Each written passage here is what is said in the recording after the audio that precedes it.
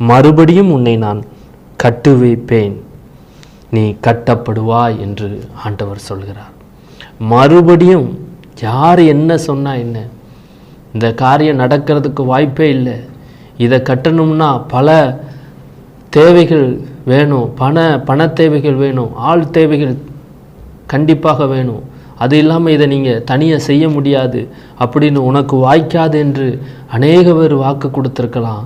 ஆனாலும் ஆண்டவர் கொடுக்குற வாக்கு தத்துவம், அவருடைய வார்த்தை நிச்சயம் ஜீவன் உள்ளது. அவர் சொல்கிறார், மறுபடியும் நான் கட்டுவிப்பேன், நீ கட்டப்படுவாய் அப்படின்னு அவர் வாக்கு கொடுக்கிறார். இதை பார்த்து கொண்டு இருக்கிற என் அன்பு பிரியமான பிள்ளைகள் எல்லாருக்காகவும் ஆண்டவர் கொடுக்கிற வார்த்தை. இந்த வாழ்க்கையில் எதுவும் நம்ம போகிற தூரம் எவ்வளோ தூரம் என்று நமக்கு தெரியாது. ஆனாலும் அந்த தூரத்தை ஆண்டவர் நடத்தி நம்மளை ஒவ்வொரு நாளும் மற்றவங்க முன்னாடி நம்ம தலை குனிந்து போகாமல், நம்மளுடைய வாழ்க்கை மற்றவங்களுக்கு முன்னாடி நம்ம அவமானப்பட்டு நம்ம நின்றக்கூடாதுன்னு கர்த்தர் அந்த தூரத்தில் நம்ம போய் கொண்டு இருக்கிற அந்த பாதையில் கரம் பிடித்து அவர் நடத்தி கொண்டு இருக்கிறார்.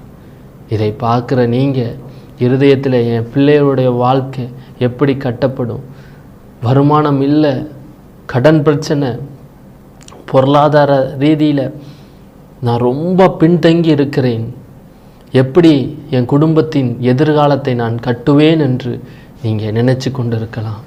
கர்த்தர் உங்களுக்கு கொடுக்கிற வார்த்தை, நான் தாவீதின் கூடாரத்தை கட்டுவித்து பாழாய் போனதை எப்படி நான் சீர்படுத்தி நான் கட்டினேன், அதே மாதிரி உன்னுடைய வாழ்க்கையில் நான் கட்டுவேன் என்று ஆண்டவர் வாக்கு கொடுக்கிறார்.